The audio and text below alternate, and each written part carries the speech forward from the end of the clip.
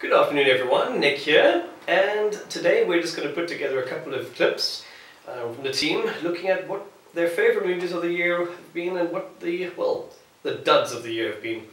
Trevor and I did this a couple of days ago, having a few beers, and yeah, let's see what the others have to say.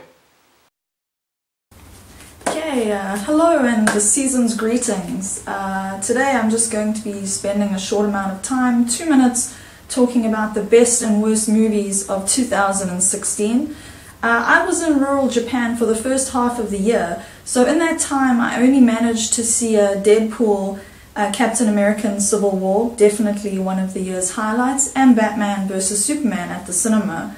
So since about August I've been playing a lot of movie watching catch-up.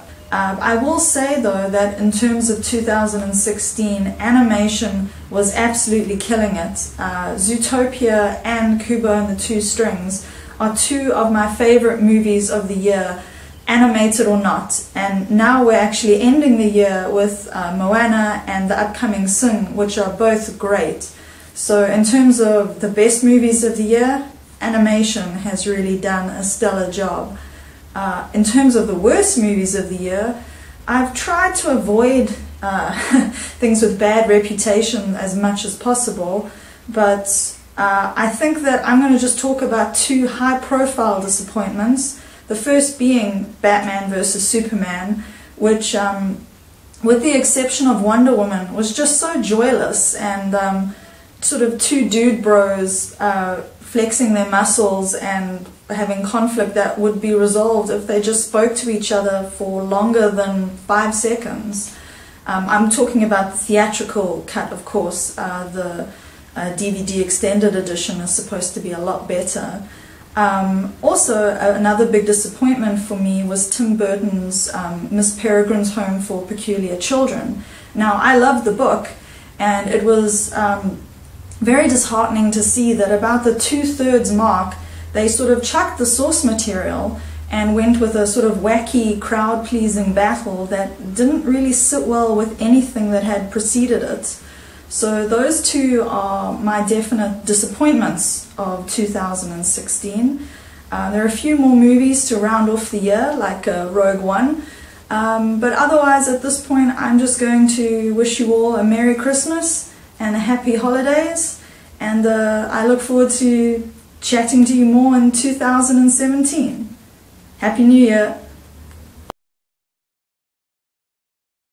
I tasked our team with putting together two of their best movies and two of their worst movies. Or two of the best movies and two of the failed movies or biggest disappointments. What would you say was one of the best movies of 2016?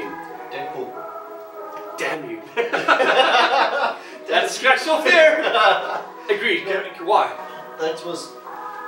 it was hilarious. It was hysterical. I laughed my whole way through it, but it was also... it had some very serious moments. It probably had the most meaningful comments of all in the beginning, when he was talking about cancer, how it affects people. Yeah, that's very true. That really ran home because it's affected me, and that's why I rate that as one of the best movies of this year. And I have to concur. That was actually one of my movies as well. The fanboy now was Civil War. I just really enjoyed it. I thought it was fun. It had everything you want in a movie like that you want to go and see. It's not going to break any Oscars, I mean, other than the visuals and whatnot, but I really thoroughly enjoyed it. So that was another cracky. Now I'm thinking of it, I can think of another one, I can think of another one, I can think of another one, but that really stood out for me. I mean, I watched it with my OBG character, she's sitting in the background here, and he shut up for 2 hours, 2 hours, 25 minutes, and that was impressive. Zootopia. Just about it else, that was the other one I was going to say. And our colleague has already said it as well. Well, it's a damn good movie. It's also one that, for an animated movie, it's probably not one for kids. I mean, they can watch it, but it is definitely an adult-oriented comedy. Well, not comedy, but animated movie. You will laugh, but it's got some serious messages in there, and yeah, it's actually really, really well done. Anyway, so that was the cool stuff. That was the fun of the year. Yes. Notable mention. Give me two notable mentions. Two notable mentions. I would go with our first video review, True Memoirs of International Assassin. I really enjoyed that, and sorry. Sorry, carry on. Sorry. I really enjoyed that movie. Yeah. And I will also go with Batman vs Superman. I really enjoyed that movie. I'm glad to hear that someone did. Yes, Zootopia, absolutely brilliant. I'm glad you enjoyed, like I said, Batman vs Superman. I did enjoy it, by the way. I just don't think it's a great movie, but we'll get to that later. Movie Community is, of course, Swiss Army Man. I originally gave it a 3, I think, or 3.5. 3.5. I'm giving it a 4 now, because I have not stopped thinking about the movie. 2 worst movies of the year. Yes. Well, your worst movie. First one is easy, Ghostbusters. Oh my god, you're taking away one of mine. Damn you! Okay, so many people, this is Chris Feig, of course, who's done quite a few good movies, including our friend Spy, which is fantastic. Why did you not like it? Was it the anticipation? No, I'm not a Ghostbusters fan at all, so I wasn't really concerned about that. So it's not destroying my childhood or anything like that. It's just that it was stupid. It was like watching a cartoon, and that's not what I expected at all. And I agree with you. Either way, they're stupid. I have to agree with you there. We watched the movie with these chaps in the background, actually, and We didn't laugh. Did we laugh at all? No, one time. What's Kevin? Kevin talking about the fish. Aquarium. The aquarium. Yes, that was. Of course, that's Chris Hemsworth we're talking about right now. He was the funniest thing in it, and he's in it for 5 minutes. Oh, have we not read anything? No. Second. Second movie, I would say second. I'd actually like to go for 2 disappointing movies. Go for it, man. It's your stage. The first one I would say was Don't Breathe, which we watched together. It's begun a lot of positive hype, and I'm not a horror fan at all. As someone who's not a horror fan, I don't like jump scares at all. They freak me out. But watching the movie, I felt nothing. There weren't any. Whatsoever. I was just sitting there watching it and going, oh. Anyway, and I want to go then. My second movie that I was disappointed with was actually, and I know it's probably going to upset you, Doctor Strange. Oh, really? Interesting. Okay. Please. It just felt like a generic Marvel movie, and quite frankly, I'm bored of those. I can understand it. I actually can totally understand it. It was, it's the thing about Marvel movies, they're very cool, and I enjoy it when I watch it. They're quite vapid though, aren't they? Yes, it's very shallow. It doesn't mean anything. It's like Civil War, essentially for me. There's lots of cool moments, but shallow, it doesn't mean anything, and nothing happens. Nothing real happens in it. 2 disappointments this year. Of course, he's going to. Actually, he probably won't disagree with me. Is yes, Batman vs Superman. I do disagree with you. Very. No, of course you do. I was very, very looking forward to it, and watching it. I mean, I watched the theatrical version, and I've watched the director's cut, which is an extra 24 minutes of falling asleep.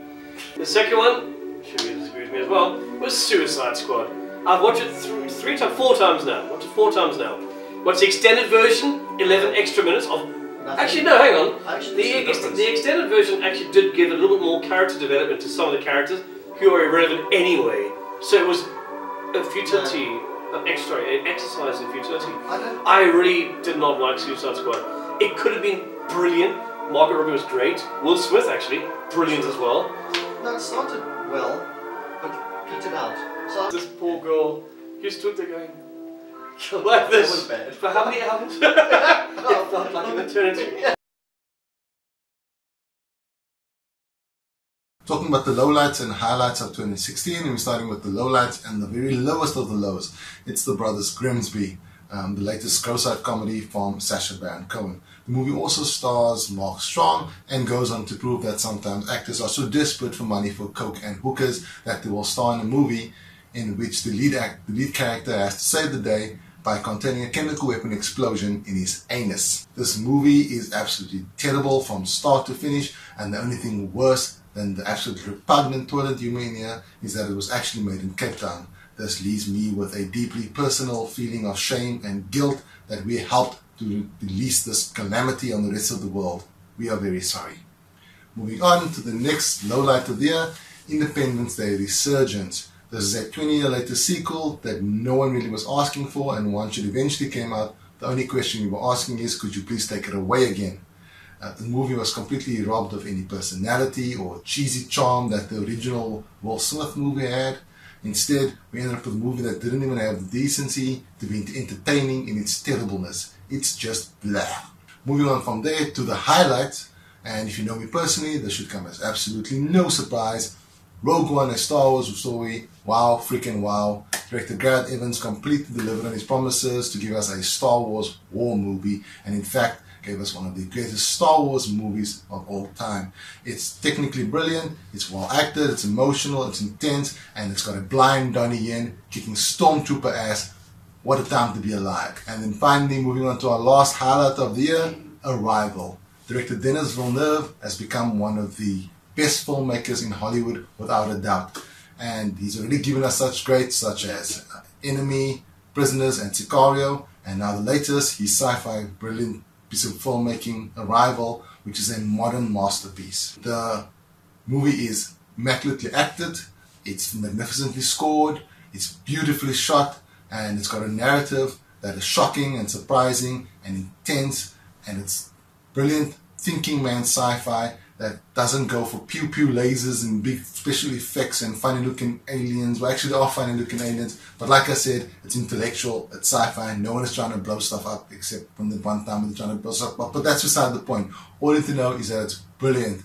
The movie is emotionally and intellectually resonant, and will have you thinking about it long after you leave the cinema. And there you have it, everybody. Our 2016 best of and worst of. I'm sure we've missed quite a few. For example, I completely forgot to mention Arrival. Yeah, that is one of my favourite movies of the year, if not the year. Yeah, I probably will say that. Best directing out there, as Kurt mentioned in his brief roundup.